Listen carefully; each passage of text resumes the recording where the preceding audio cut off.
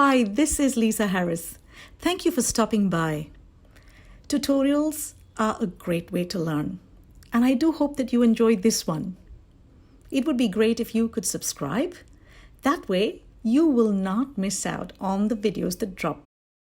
Begin by creating a grid on a sheet of A4 paper. Each square has to be 1 inch by 1 inch. Then, transfer the image onto this grid. I do encourage you to try doing this freehand. That way you can avoid using a grid altogether. But for those of you who'd prefer to use a grid, go ahead by all means. Start by creating a fun background for Kitty using pink and white paint. As you apply the pink paint, you can introduce small amounts of white to give you a variation in the color. Keeping in mind the fact that acrylic paints dry quickly, it would be good to keep the pink and the white paint readily available on your palette. And make sure that your brush is damp. Red is the perfect color to add to the bow, to the skirt, and even to the shoes that Kitty's wearing. But of course, you are most welcome to change it to any other color that you like.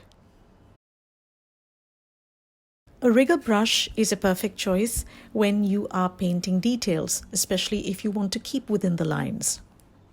Add some more white to the pink to make it paler still and fill in the details such as the ears, the area on the cheeks, and even the tongue.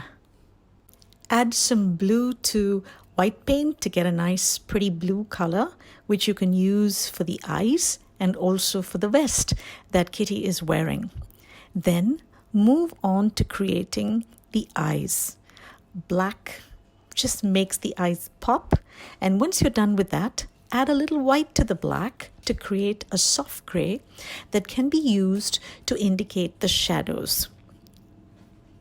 The shadows are along the ears. You have it on the side of the face, the tail, the hands, and even below the skirt.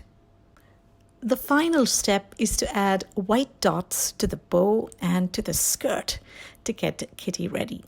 And while you're at it, don't forget to paint her eyebrows black, all right? I hope you enjoyed this tutorial. We have one on chip coming up next week, so watch out for that. Until then, bye!